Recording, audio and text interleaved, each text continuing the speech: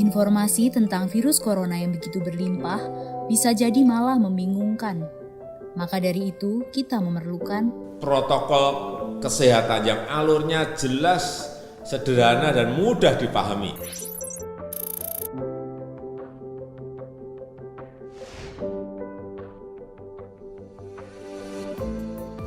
siapa yang berpotensi terpapar virus corona. Orang yang memiliki riwayat perjalanan 14 hari yang lalu ke negara dengan transmisi lokal COVID-19 atau merasa pernah kontak dengan pasien terkonfirmasi positif COVID-19. Apa yang perlu dilakukan jika memenuhi dua kondisi tersebut? Bila Anda merasa sehat, maka dianjurkan untuk melakukan karantina diri di rumah selama 14 hari sambil memonitor kondisi tubuh. Bila Anda merasa tidak sehat atau timbul gejala, segera lapor ke petugas kesehatan atau hubungi Hotline Center Corona untuk mendapatkan rujukan pemeriksaan ke fasilitas layanan kesehatan. Gejala apa yang perlu diperhatikan? Demam melebihi 38 derajat Celcius, batuk atau pilek, sakit tenggorokan, sesak atau gangguan pernafasan. Apakah perlu langsung datang ke layanan kesehatan? Apabila gejalanya ringan, utamakan menghubungi Hotline Center Corona atau rumah sakit rujukan terdekat untuk mendapatkan informasi mengenai langkah selanjutnya. Sambil mencari informasi, ini yang perlu dilakukan. Tetap hindari keluar dari rumah, istirahat yang cukup, banyak minum air putih dan makan makanan bergizi, mempraktekkan kebiasaan bersih seperti cuci tangan, dan membersihkan area-area yang tersentuh permukaan tangan. Gunakan masker agar percikan dari batuk atau bersin tidak mengenai orang lain, bahkan di dalam rumah sekalipun. Kapan harus mencari bantuan medis tambahan?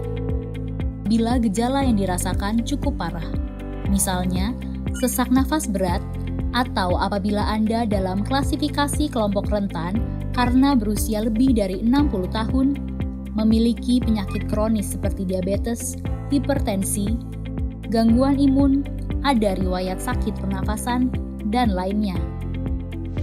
Apa yang perlu dilakukan bila gejala berlanjut dan harus ke fasilitas kesehatan? Gunakan masker saat keluar rumah.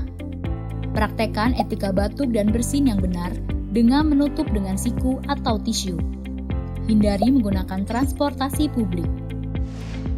Bagaimana tahapan screening pasien di fasilitas pelayanan kesehatan? Sebelum memberikan perawatan, tenaga kesehatan di fasilitas layanan kesehatan akan melakukan screening.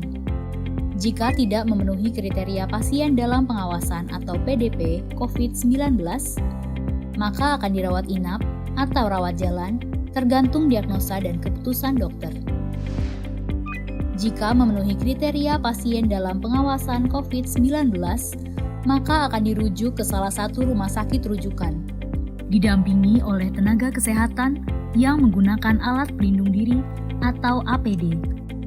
Di rumah sakit rujukan, spesimen pasien diambil untuk pemeriksaan lab dan pasien akan ditempatkan di ruang isolasi. Spesimen dikirim ke Badan Penelitian dan Pengembangan Kesehatan atau Balitbangkes di Jakarta. Hasil pemeriksaan pertama akan keluar dalam 24 jam. Jika hasilnya negatif, pasien akan dirawat sesuai dengan penyebab penyakit. Jika positif, maka pasien akan dinyatakan sebagai penderita COVID-19, diambil sampel setiap hari, dan baru akan keluar dari ruang isolasi jika pemeriksaan sampel 2 kali berturut-turut hasilnya negatif. Itulah informasi dan protokol kesehatan untuk masalah COVID-19 yang perlu diikuti oleh masyarakat. Sakit akibat virus corona dapat disembuhkan. Namun begitu, lebih baik mencegah dan tidak menularkan kepada mereka yang lebih rentan.